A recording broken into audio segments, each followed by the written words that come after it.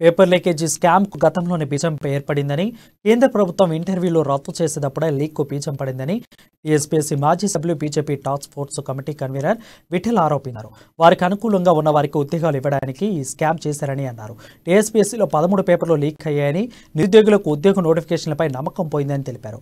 Paper లీకేజీపై OU నిరుద్యోగులు, విద్యార్థులు అభిప్రాయం తీసుకున్నామని, ఈ రిపోర్టును గవర్నర్కు, రాష్ట్రపతి, ప్రధానమంత్రికి, న్యాయస్థానాలకు పంపిస్తామని విఠల్తో మా ప్రతినిధి Harish face to face. TSPSC paper leakage వ్యవహారం అయితే రాష్ట్ర వ్యాప్తంగా తీవ్ర దుమారం రేగుతుంది. దీనికి సంబంధించి దాదాపు 30 లక్షల మంది నిరుద్యోగుల జీవితాలు ప్రశ్నార్థకంగా మారాయి. అలాగే దీనికి సంబంధించి బీజేపీ ఇప్పటికే టాస్క్ ఫోర్స్ కమిటీ వేసింది. కమిటీలో టీఎస్పీఎస్సీలో వ్యవహారంలో పేపర్ లీకేజ్ పాల్పడిన సూత్రధారులు, పాత్రధారులు అందరూ వెలికి తీయడమే కాకుండా విద్యార్థుల ప్రతిస్పందన తీసుకొని భవిష్యత్తులో టీఎస్పీఎస్సీ ఎలా ఉండాలని దానిపైన కూడా ఒక నివేదికను తయారు చేయడంలో నిమగ్నమైందని చెప్పొచ్చు. ఇదే విషయం పైన మనతో మాట్లాడేందుకు టీఎస్పీఎస్సీ మాజీ సభ్యుడు సి విఠల్ గారు ఉన్నారు. సార్ చెప్పండి, ప్రధానంగా ఒక BJP party task force committee వేసింది, కమిటీలో ప్రతిస్పందన కార్యక్రమం తీసుకోవడం జరిగింది. ఈ రోజు జరిగిన ఈ కార్యక్రమం ఎలాంటి ప్రతిస్పందన తీసుకున్నారు విద్యార్థుల నుంచి? నిజంగా అద్భుతమైనటువంటి వాళ్ళ బాధ వింటుంటే కళ్ళనీళ్ళు వస్తాయి. ఎంతో మంది లక్షలాది మంది నిరుద్యోగులు, గ్రామీణ ప్రాంతాల్లో ఎకరా భూమి ఉన్నటువంటి వ్యక్తులు, నిరుపేదలు, తల్లిదండ్రులకు దూరం అయ్యి ఏదో అప్పులు చేసి యూనివర్సిటీలో చదువుకొని, కోచింగ్ సెంటర్లో చదువుకొని ఏదో ఉద్యోగం వస్తుంది, లక్ష్యమే ఉద్యోగం. వాళ్ళు అట్లాంటి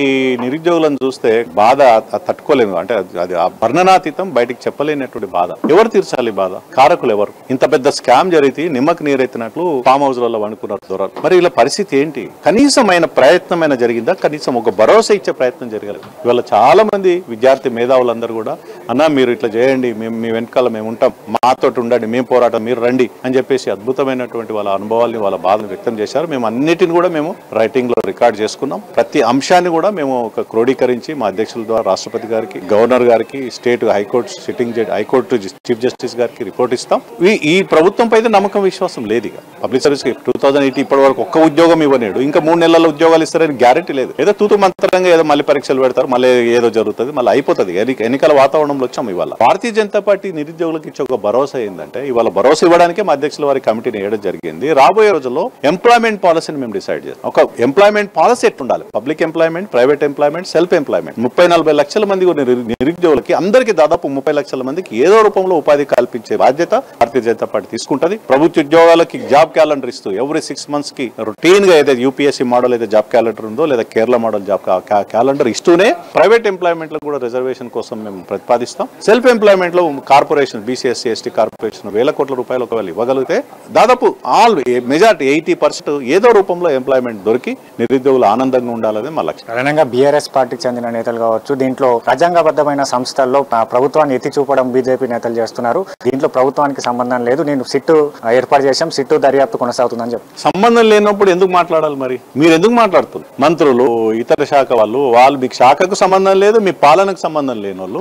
ఎందుకు మాట్లాడి 2-3 అంటున్నారు? మీకు సంబంధం లేదు. సరే, సిట్టింగ్ జడ్జి ఎందుకు వేశారు? మీ అధికారులతో సిట్టింగ్ జడ్జి తోటి వేయాలి కదా. మీరు సిట్ ఎందుకు వేశారు? హైకోర్టు సిట్టింగ్ జడ్జి తోటి వేయమని ఇవాళ నిరుద్యోగులు, లక్షలాది మంది నిరుద్యోగులు అడుగుతున్నారు. ఎందుకు స్పందించట్లేదు? నష్టపరిహారం, ఒక యాక్సిడెంట్ జరిగితే ఇన్సూరెన్స్ ఉంటుంది, మన నష్టపరిహారం ఇన్సూరెన్స్ కంపెనీ క్లెయిమ్ చేస్తుంది. ఇవాళ నీ తప్పిదం కారణంగా నిరుద్యోగులకు యాక్సిడెంట్ జరిగింది. ఆ ₹1,00,000 నష్టపరిహారం ఎవరు చెల్లించాలి? మళ్ళీ ఎగ్జామ్ పెడితే ఇంకా మళ్ళీ 6 నెలలు ఇక్కడ హైదరాబాద్ లో రూమ్ తీసుకొని, కోచింగ్ తీసుకొని, వండుకొని, తిని మళ్ళీ ఇంకా 50,000 ఖర్చు పెట్టాలి. నష్టపరిహారం ఇవ్వు, సిట్టింగ్ జడ్జి తోటి ఎంక్వైరీ చేయించు, మొత్తం జాబ్ క్యాలెండర్ రిలీజ్ చేయి, అప్పుడు ఎంతో కొంత నేను నమ్ముతారు. అసలు నమ్మకం, విశ్వాసం కోల్పోయినాక ఇంకెవరిని నమ్మాలా?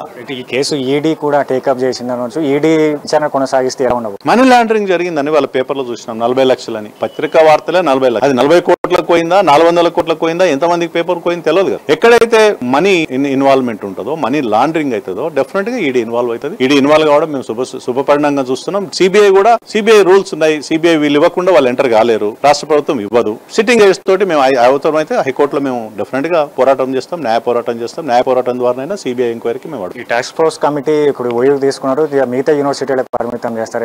అన్ని యూనివర్సిటీలు, దాదాపు తెలంగాణ వ్యాప్తంగా ఉన్నటువంటి అన్ని యూనివర్సిటీలు మేము విజిట్ చేస్తాం. త్వరలో కంప్లీట్ చేసుకుంటా వారం 10 రోజులలో ఒక రిపోర్ట్ ఇస్తాం.